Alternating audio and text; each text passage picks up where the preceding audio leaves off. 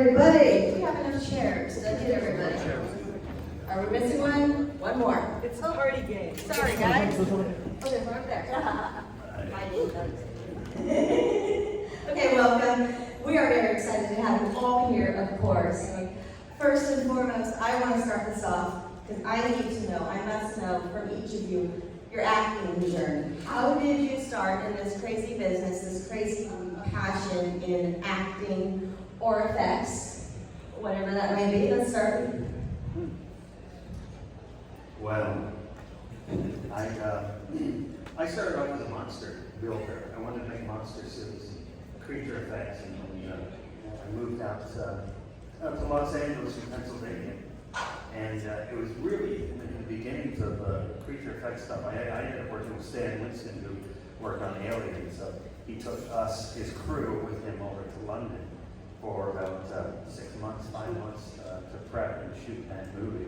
And it was just kept going from there, being turned on to the movies from Stan Winston, and finally breaking off and creating my own company and continuing to find work. So I always wanted to be an actress, but like pretending as a little girl. And then I found out that it's an actual profession. You go to school, so that was kind of cool. So I went to drama school in New York and London, and then started working as an actress on stage. And then when I was in London, that's where I was cast in Aliens. For me, it was a little different. As the saying goes, I didn't choose acting, acting chose me. I was a young kid in high school who ate too much sugar and had a lot of energy. And I would sometimes get myself in trouble and try and lie out of it. And I tried to lie out in front of this one acting teacher, and she read me like a book. And she says, no, you're not going to go back in there, but what you are going to do is you're going to be in my play. And I said, no, I'm not. She said, yes, you are. I said, no, I'm not. Yes, you are. And I was. That was the beginning of my career. I guess it shows me too, because from an early stage, I was drawing pictures and doing art, but I was also a hand and probably good at lying and acting. And I went to a high school that had a fantastic drama department, and as a freshman, I transferred in from another school, and I just tried out for all the different stuff. I even was on the math team for about 10 minutes, but didn't make cheerleading, but I got into the school play, and it was very rare for a freshman to get a good, lead in the school play, and I did it for all 4 years and had excellent training. But I went off to art school. I got my Bachelor of Fine Arts from Rhode Island School of Design. I moved to New York, and my intention was, I was also a singer. I always had bands all through high school and college. Side note, in college I was in a band with the drummer of Talking Heads. So then I went to New York, and my intention was to try to get work singing and to do art, but I ended up doing various auditions, and I ended up in a theater dance company again. And I did that for a while, and I ended up moving to London, and I was a singer-songwriter in London, and I got my recording company helped me get my equity card, my British equity card, and I started sending my resume, such as it was, mostly a picture at that point, off to some things, and I got called in for Aliens. That was the beginning. And so I was not a happy teenager, and my father and I were trying to, not kill each other. And so my parents panicked. I was doing all the wrong things to go into, and they sent me to a boarding school just to get me out of the way. And somebody said, here, you're going to be in a play, learn these lines. And I had no idea. I had never been to a theater before the age of 16. I had never been to a play. And I did this play, and you said, I should get really good at this. I said, what? You're acting. What? I didn't know what I was doing. Anyway, I did more and more and more at the school. And the teacher in my last year of high school, brother, ran a youth theater in London, where 300 kids between between 16 and 21 would come once a year to do Shakespeare and modern plays or whatever. And she said, would you like to go to London to do Shakespeare? And I was like, yes. And so I did that and hung in London and worked and went to theater school there. And I did, Mark and I have a remarkable crossover, similar things. So I was working as a theater actor for, I don't know, 7 or 8, 9 years before Aliens. And then one thing led to another, and my wife is English. And I lived there, I had a couple of English kids, but mostly theater, and then the rest of the characters. So. So I guess you could say acting found me. I had never even thought about acting, and I was 8 years old, and I was eating lunch in my school cafeteria. Kind of creepy now, but that didn't happen.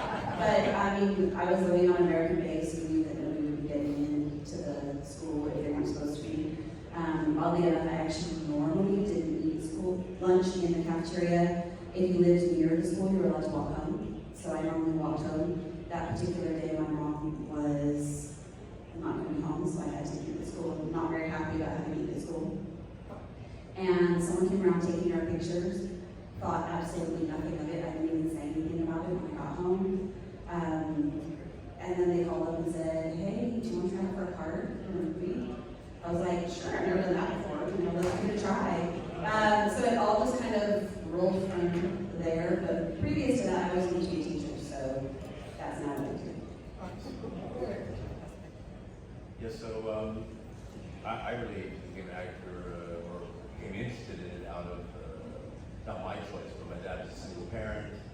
He told each of his kids, hey, on the weekends I have to pay the bills and clean the house, so you have to do something on Saturday all day.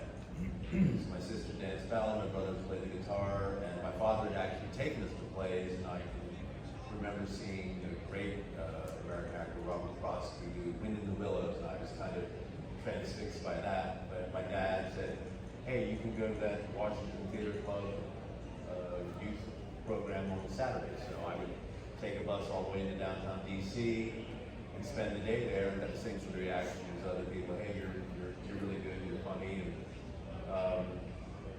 then it got to the point where I had to lie about what I was doing, because I ended up dancing ballet as well. And I could only come up with so many excuses for my basketball buddies as to why I wasn't hanging out in the gym.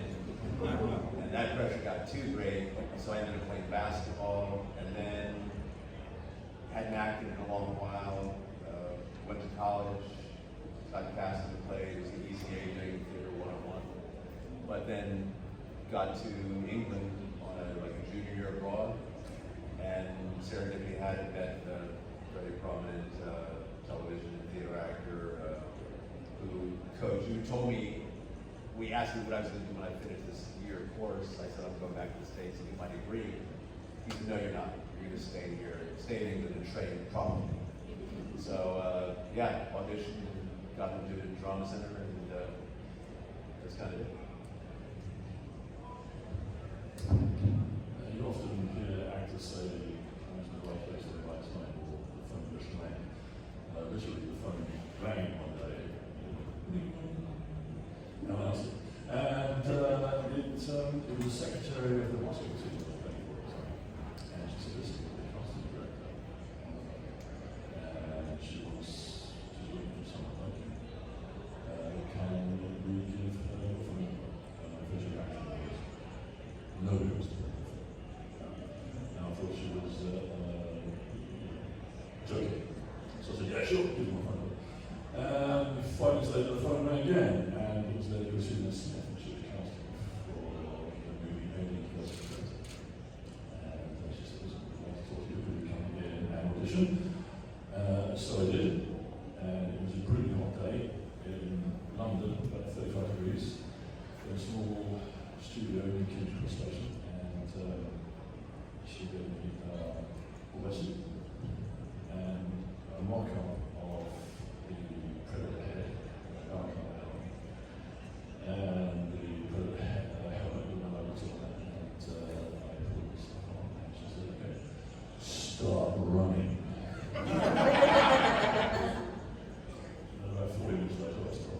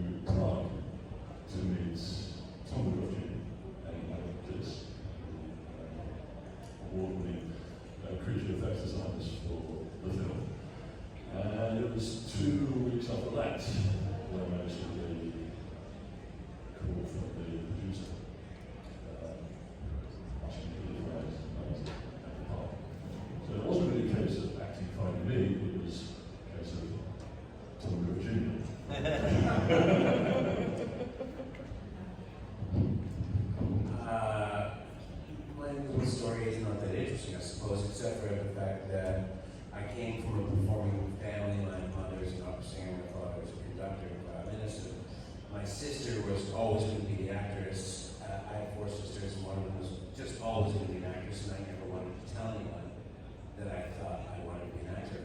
And I remember writing my grade 10 teacher saying, I'll never tell anybody that I want to be an actor. I was in an international voice choir when I was younger, so I had a performing thing. And then I did 1 year at university, and I went, you know what? I actually woke up one morning and went, I was totally depressed actually, because I went, I'm going to be an actor. I decided that I would be in it. Actually made me go, this is going to be the hardest life you can imagine. Anyway, it was a little depressing, and then I decided to go to audition for theater schools in Europe, theater schools in the States and in London, and I got into the Drama Center for Parkway, and went step by step. And Aliens was one of my first, pretty well, movie-wise, one of my first auditions. And I got it. I mean, I actually got my equity card by going to Leicester, England, and I was in the world premiere of The Hobbit. And I got my card because I was the same size as the Oil Bear. And I played a spider and a troll, and I had to feed 50 English kids tea. And they all complained because Americans can't make tea. And so yeah, that was a world premiere of The Hobbit in Leicester, Phoenix. It was really hard to get your card then. I would do anything, man. I actually auditioned once for a dance company trying to get my card, an actual professional dance company that did a 5-minute song. I did this a lot. Anyway, so yeah, I just rolled along, and you know, we were in London, and some amazing shows were auditioning, and we were fortunate enough to fall into a time where we could get some of these great gigs, and so I decided to stay. So, for our professional monsters and effects creators, what were some of the biggest challenges on creating your character and your monster? And for the rest of you, what were some of the biggest challenges on acting with them? From the point of view of the monster makers, I think for me the biggest challenge was being on set with James Cameron. That's because he was very specific. He's a rare guy. He knows exactly what he wants, and he knows exactly what parts you don't understand or what he wants. And I remember where the worst case was the first time we had the aliens on set. And it was a scene, there was a lot of fire throwers going on, and the alien is supposed to be hidden up in the wall and crawls out, reveals himself. And we did a run through real quick, and Cameron stopped the whole thing, and he said, "Why is this alien brown? And the rest of the wall is black." And the answer that I knew in my head was, I didn't check it out. But neither did Stan Winston, my boss, who could have protected me. So I said, "Oh, I got it." And I remember he just grabbed a can of black spray paint, shook it up, and sprayed it on the hand. So I also realized at that point we wasted a lot of time painting alien heads when you could just grab a can of spray.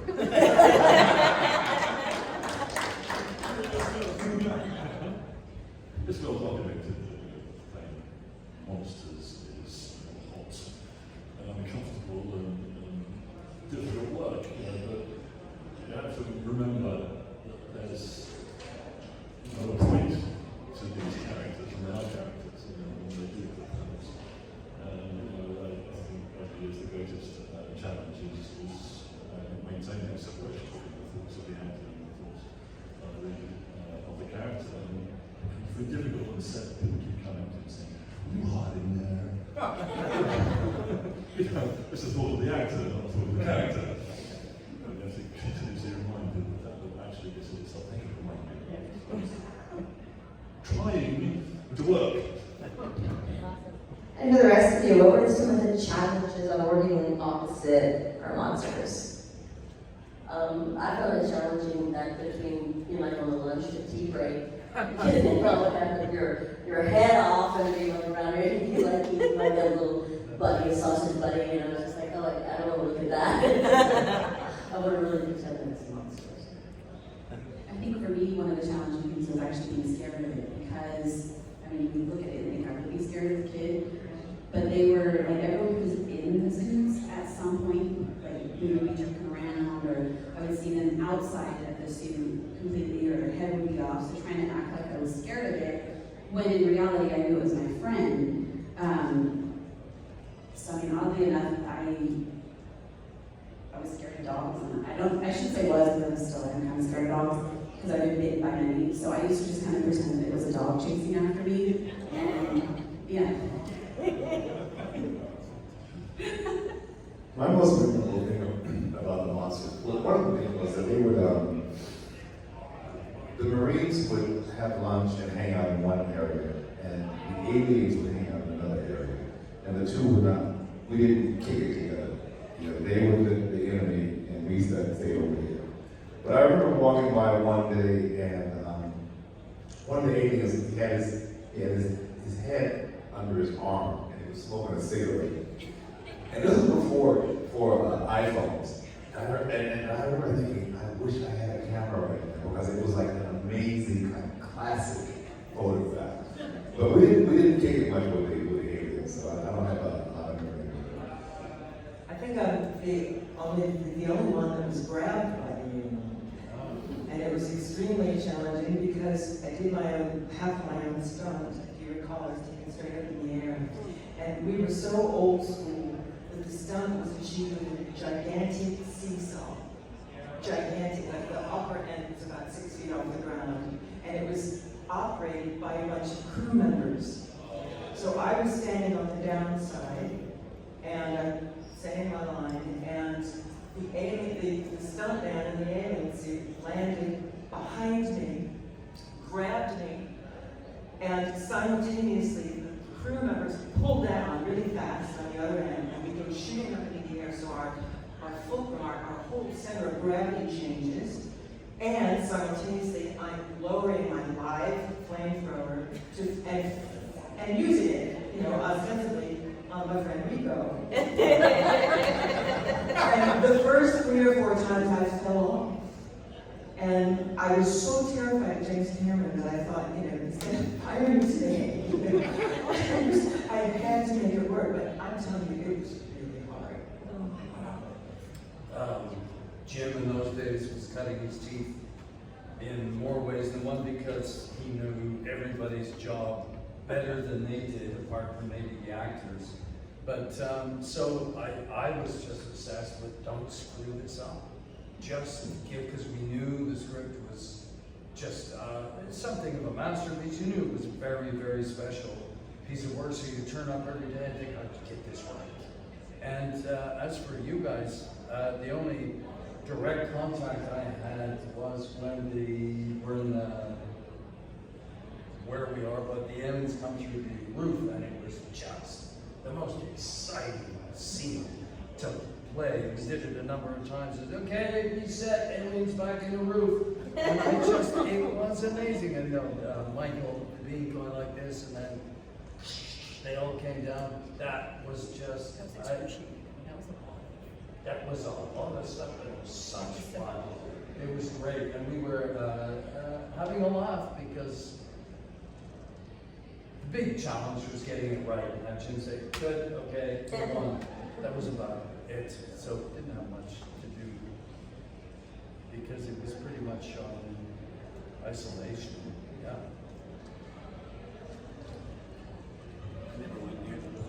Yeah, all I remember was maybe just obliterated with the gun. It was fun. But the thing I remember most about the creature creation was I actually went back to set to watch the entrance of the Queen alien at the end of the film. Which was, it's seared in my memory because she was like a 2-story puppet, which was controlled by guys of your crew who had 6 like bars, and just like simple pulleys with wires, and one set of pulley would do one arm, the other. There was probably a pulley on the head. But the coolest thing was that the smallest member of Tom's crew was the guy who gets stationed in the head.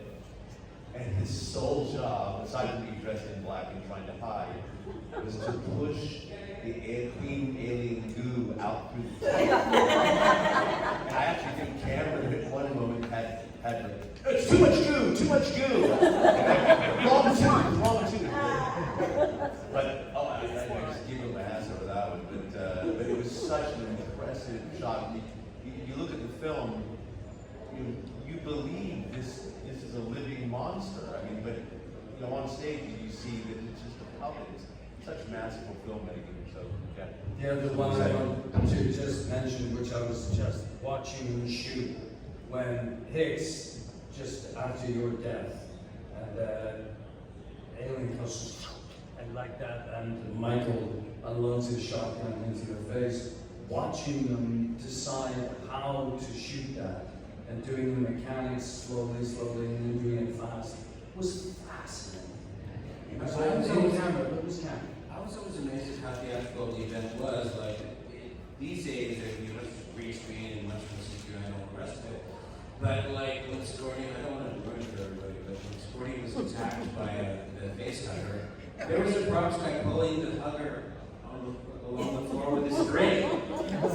She grabbed it, she made herself scared. It's all just theater. I mean, crazy ass, bad, garbage theater, like with some good lighting. It's pretty incredible that it worked out like this. I remember walking on set. This is the scene where Michael Biehn and I we've got like 3 things of slime coming off the wall. It's very claustrophobic. It's hot. You got the atmosphere is smoking in it. And I remember this is the scene where you go, it's hot as hell in here. And we were talking. And I walk into the scene and I'm walking from the back, and it's all styrofoam and pieces of wood, 2x4 holding it up. And it looked so fake. But then you go on the other side, and it's a whole new world. And it is. It's theater. Yeah. It's real theater. Okay, do we have any audience questions? Yes. It's such a quotable movie. I was wondering if you've heard any of the lines just during your everyday life being said around you ever. I was in Florida once walking down the street and they go, nice pay out there, Bishop. It's out of the blue. That's sort of average line that no one cares about. So there was a line in a movie that at the time I was like, this is the dumbest thing. Why am I even saying this? And I loved it. Everybody always says, I heard you read the line, but we write it anyways. And I learned to love it because I went to a convention with Bill and Sigourney, and they were talking about different things. They're like, what is the best line in the movie? And they both said that. I was like, whoa. I mean, maybe it's the best line, and then hey, it better be the best line. But it's amazing to me how many people, like the word mostly, it is amazing how many times that comes up. And people will say it, friends will text it to me and they'll say, well, I mostly saw such and such. And I'm like, okay. And then they always send a second text, mostly. And it's like, I don't know places and people, like, I'll be walking by them and they will say it and then someone will, mostly. And I'm just like, if they only knew who was walking next to them, they're like, yeah, it's like the weirdest line, but it's, Yeah, I was walking, I guess this was maybe 5 years after the movie was made, and I had done a music video of Whitney Houston called Save It All My Love For You. I was the guy she was singing her love for. I saw that. I was so excited for you when I saw that. And I remember walking in the hood one day, and this is a true story. And a guy goes and shouts out, "Hey, Mr. Whitney Houston, how's that arterial poutine?" I didn't think so.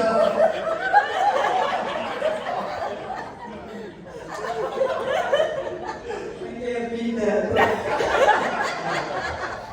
But I had an next door neighbor in London. We were all living in London.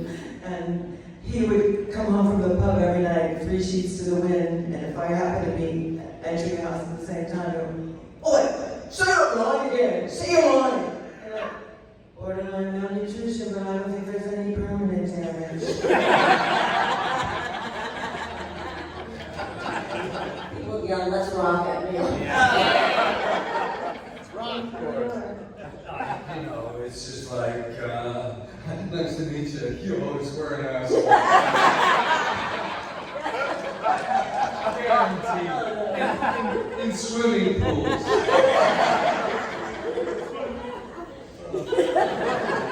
Did I get everyone with the speaking parts? No. Well, how about you people with non-speaking parts? Do you have any favorite lines? I got dragged into a karaoke one minute, and they said the most singable song is Frank Sinatra's Witchcraft. And it gets to a part, there's 2 lines in the song, it goes something like, something that rhymed at the end of the line, and the next line was, I sang was, get away from her, you bitch. It's such an ancient pitch. Get away from her, you bitch. Everybody in this little bar, nobody's watching or even caring. Nothing from it. I just had a new kitchen, and we had an old, enormous fridge freezer that we had to get rid of. It was taking up space. So we gave it away. So we advertised it. And of course, we were giving it away for free, so there were thousands of inquiries, people sending us messages saying, I'll take it. So we literally gave it away to the first person in the way with the van. And as soon as that happened, I sent my wife a message saying, fridge is gone. Nuke it from outer space. I was wondering, are there any mementos you guys took away from the film that are in a shoebox in your closet somewhere, just floating around, anything like that? I have my skivvies, my olive drab skivvies. The only thing I took 2 things from the script, from the show. One was the dog tag, which is similar. This is a big one, and the script. But a number of years afterwards, some fan wrote me a letter saying that we love the movie Aliens, and a group of my friends were going to come, and each of us had chosen a character, and I chose to be Frost. Would you send me an autographed photograph? So I sent her an autographed photograph, and I threw her my dog tag. But at that time, you got to keep in mind, merch wasn't what merch is now. And so I didn't know this is probably a collectible. I just thought, she's going to kill him with this. She's going to come in there with a dog tag. So I threw her a dog tag. Sure, you made her whole life. So I was raised by an English mother, and you never just take things. You have to be nice and polite. So I didn't realize that you were supposed to just take stuff. So I would go up to James Cameron and be like, hey, can I have this at the end because I really like it? And he was like, no, you can't take those things. He did let me keep, so when they find me in a news nest and I pull out my second grade citizenship thing, the dress I'm wearing in there, I was allowed to keep that, and I was pretty excited about that. But I did have, I had 2 scripts, and every call sheet that we ever had, I had the originals of them. One day I need to bring it to everyone's I ended up somehow with Stasis 2. And enough parts to make my own waterproof face up. Or did I? I have the worst story because I got everything. I got my buzz, I got my flak jacket, I got my bones, got my hat, got my gloves, got my dog tags, and then sadly divorced my first wife and she threw it all away.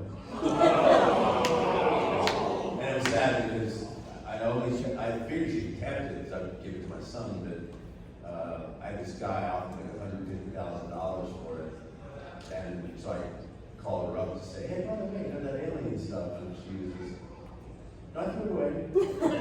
and I never said, oh my God, you just cost me the money. But oddly enough, we did Rico and I did a show, a property show, and they had like number 2 smart guns. and a couple other like Gaelic uniforms and stuff. And I was just talking with a gentleman who ran in this prop house to say, hey, so what would you give for all my stuff if I told him the story? He said, yeah, we could probably get like $750,000 for it. Trust me, that hurts a little strike. I just got, I got my hat, and you look at it, you know, if you do a similar movie today, you get some fancy ass, you know, Gore-Tex, nylon, beautiful thing. This is like, you get it at a circus. It's like twisted, and I got my dog tags, and I got my scripts, and I think that's about all Borman was worth keeping. What I wish I had kept and I didn't have the nerve was the trousers. Because remember, Jeanette, we had custom-made camo trousers and nothing has ever fit me like that. Did you? I kept nothing. Nothing. I was so stupid, not even the script. But you guys have to keep in mind, when we made this movie, merchandise wasn't what it is today, first of all. And often, like an actor will work on a movie, and as soon as the movie's over with, you're looking for your next job. You're unemployed, so you're not thinking about it. I did this one movie, and in the movie, I get my head cut off. And so they made this cast of bust on my head, and it looked so real. And you know, the blood, the veins, and all that. And afterwards, they asked me, "Would you like this?" And I was like, "Hell no." And I probably should have kept the damn thing. But it looked so real and it looked like me dead. Why do I want that? I didn't do anything. For Jeanette and Mark, when you guys have the machine guns, is that true? Was it was mainly used for like the cameras? How was that? Was it heavy? Yeah, was it difficult or was it? Oh yeah, it was like 75, 85 pounds. But it was on a Steadicam, so you know Steadicam unit that the operators wear, and it has the arm, so it's like hydraulic. Yeah. So but you're moving it around. It's not made for a gun. It's made for a camera. But it smooths out. Yeah, it smooths out all of that. So we had to work with it, and that kind of. We sort of worked on a little dance, and then one time somebody mentioned, you know, oh my God, you look like if you lean back, and you look like it's like a flamenco dancer. I was like, you had to lean back, because otherwise it would shoot you, forward, went over as much as I did. We had our stools, right? The little special stools. Jeanette and I were always relegated to these stools because Jim had not only duct taped us into the harness because the first day we tested the cantilever, the whole harness just snapped off our chests and hit the floor. Everyone looked at it dumbfounded until Jim went, duct tape. That was the answer to almost everything. Our life was duct tape harness every fucking day. And then we would sit on the chairs while It had like a little hole there, and Hope have a and- little bit there. Yeah. everybody else is like, yeah, having a good time, listening to Paul Reiser's jokes. And Jeanette and I just got to know each other very well. Like, how you doing? Backward? Yep, on first. It's such a James Cameron thing, right? These big deadly weapons, and he works them into this really nice kind of ballet move. And I distinctly remember the day when we first got them. Jeanette and I went through this whole thing of like, okay, how are you doing your position? It's like, you gotta lean way back, and then we just started playing with different moves, and it actually turned out pretty cool. It was a bit of like a ballet. samurai warriors. I remember that day. I remember you guys both working on it, trying to synchronize and stuff. Oh, yeah. It was cool. But I did read somewhere also that concept had never been put together before, a Steadicam and a gun. And that it was so unique that James had gotten a patent for it and sold it to the military. Well, I mean, there were women Steadicam operators in those days, and you had, each operator had their own, and they'd figured the actors would be at least 5'7" or something, so they got the smallest one they could get, and not quite even 5'2", and it was I couldn't move, so Terry English was an armorer.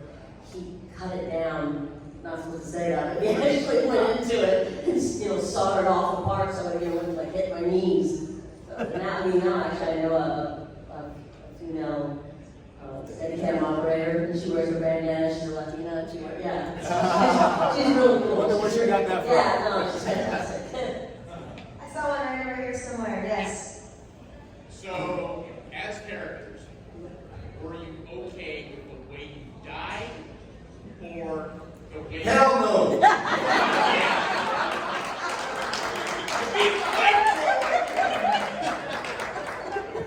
Too soon. I never died.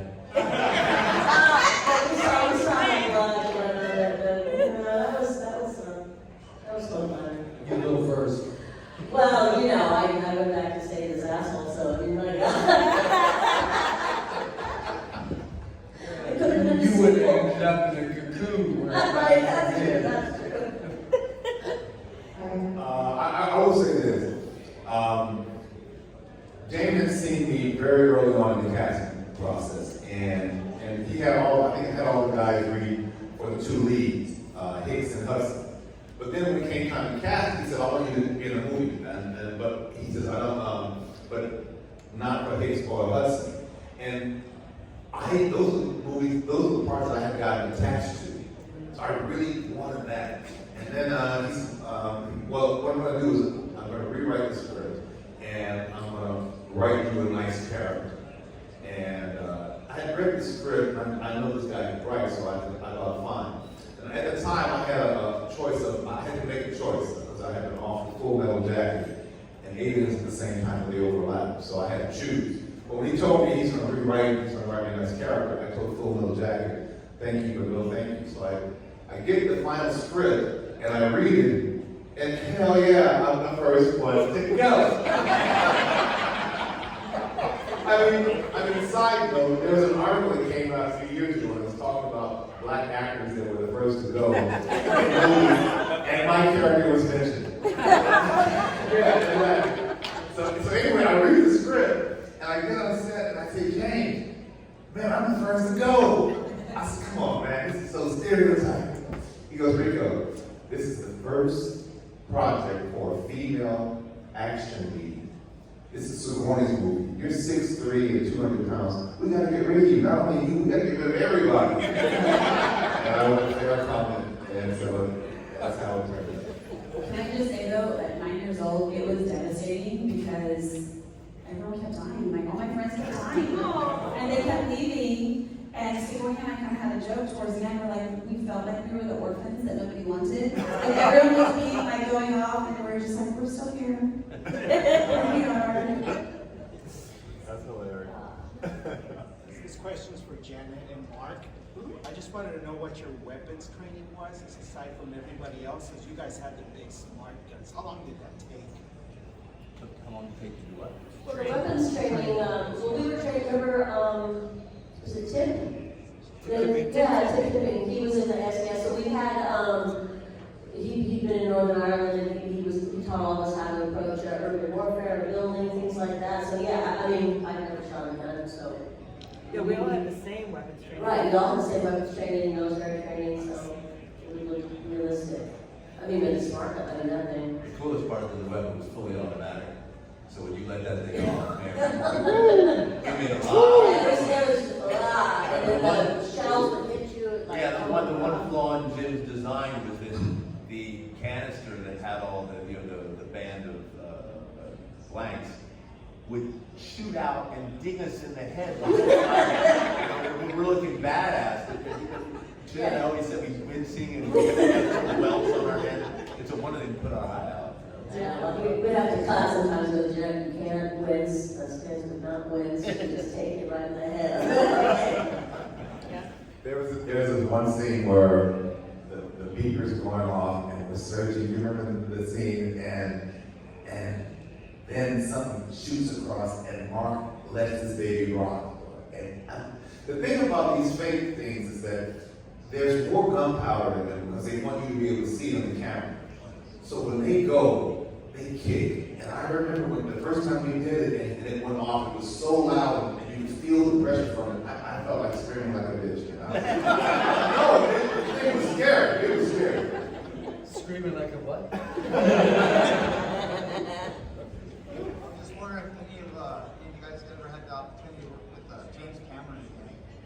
And you'll have the opportunity to work with James Cameron again. Oh, yes. No.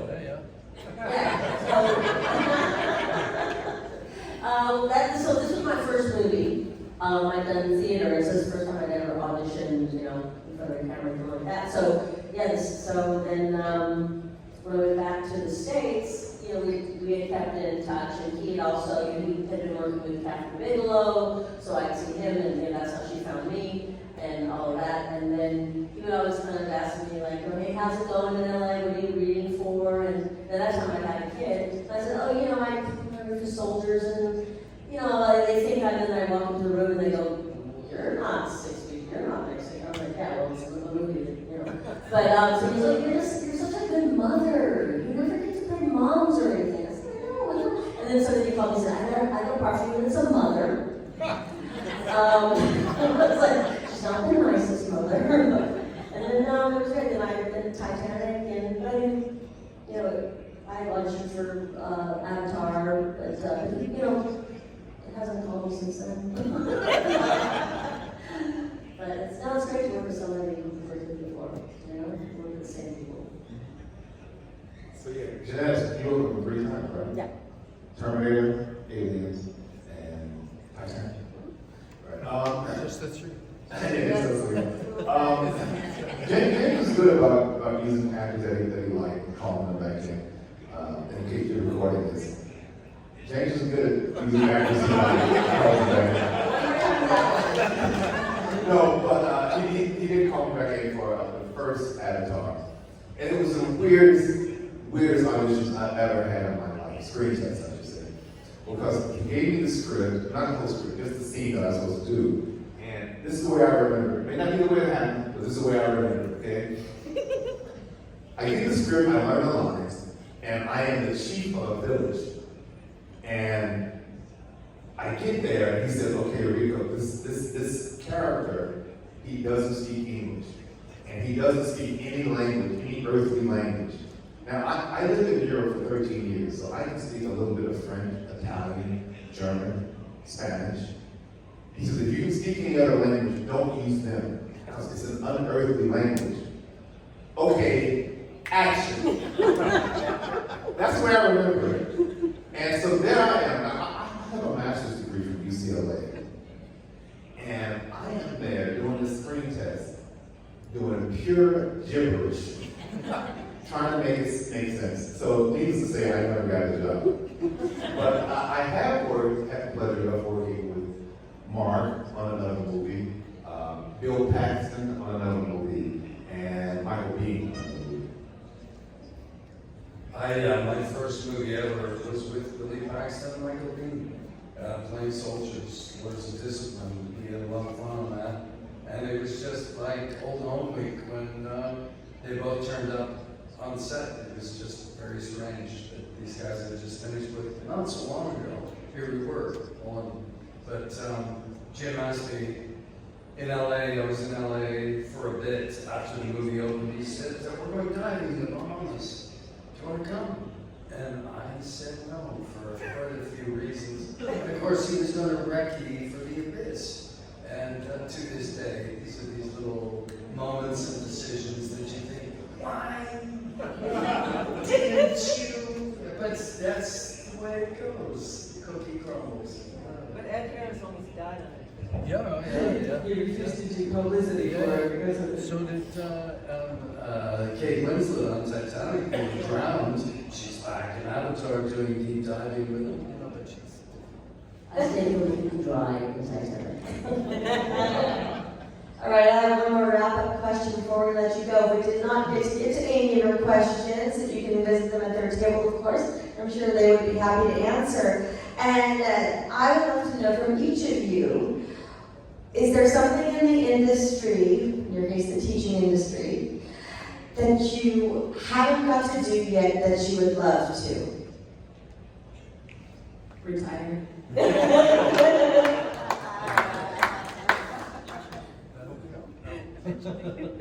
No?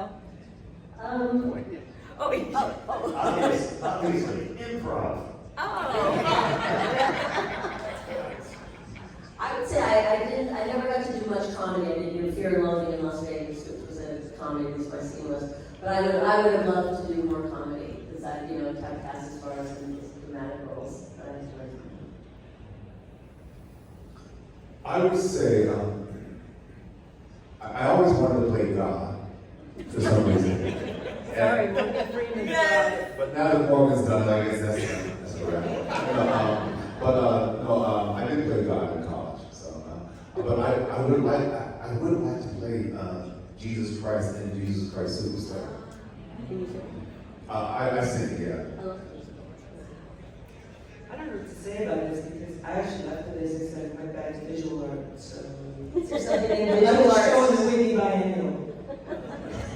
I gotta say, it's my mantra. People say, what do you like best, theater or movies or TV?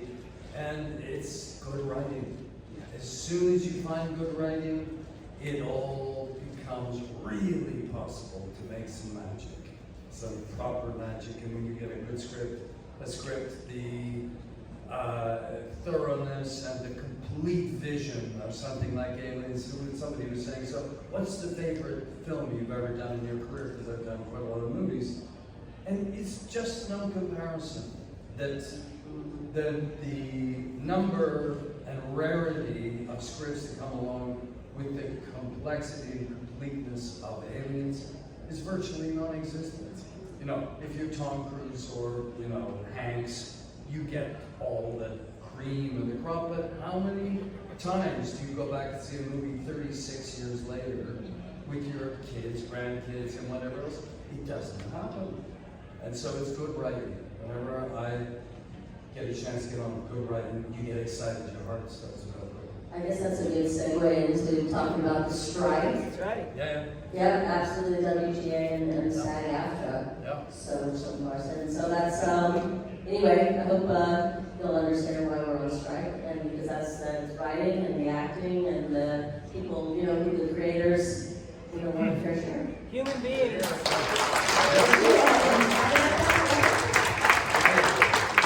I just want to say, because I'm not a SAG member, I'm basically European-based, so I can talk about SAG and not get it in the neck. But this is a pivotal time, not just for our industry, for our planet. And AI is one end of the stick, streaming is another. Technology is developing to such an uncanny, unprecedented situation when an industry as complex as the entertainment, the movie industry, the TV industry needs technology of such sophistication. It's an entirely new blank canvas, and that this strike, I have a feeling, is going to go on because it's complicated, and it's so important that we get it right now. And SAG is standing up and taking all the heat for all the other industries. I'm unions, I'm a member of British unions, and haven't joined SAG for a whole number of reasons, but it's incredibly important for unions all over the world. So support the strike as far as you can, because it's about so many other things we can't talk about all here because it's too complicated.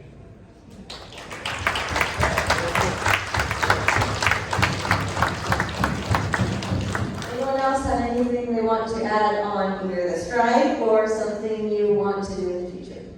I always wish, one regret, I wish I had played Hamlet. But yeah, as for everything else with the business as of today, there is some, technology is not all bad, there's some fascinating technology. And it's going to advance at a pace that, you're not going to stop it. So it's best that we take this moment now to get some sort of footing, reference point to be able to deal with it and to thrive, and let's all have livelihoods, and and I know we're kind of spoiled people to have the lives that we do, but you look at all the time and effort that we all put into our respective careers. I mean, it's the same degree of commitment that everyone else has and gets up every day and goes to work. I mean, it's a continual journey. So let's hope. When my father was a computer programmer for IBM, and when I told him when I was 18 that I wanted to be an actor, he said, well, IBM already has a computer that has a 2,000 word vocabulary. And I said, yeah, Dad, but machines will never have the nuance of human emotion. Well, my dear father, I think he was right. Computers will create a living, breathing, That's the wild turkey. computerized character. Gentlemen, anything to add? You know, there's so much scope for creativity in the industry, and you know what you're capable of until someone says, how do you train this? You know, I can read a whole list of things, like Shakespeare, more human.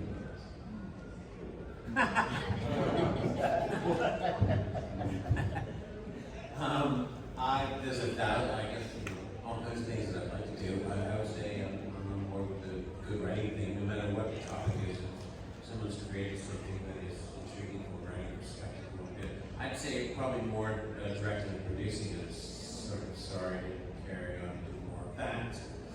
And I'd like to do more of that, but because I have ideas that I'd like to fulfill. Just not good at talking to banks. My life is good.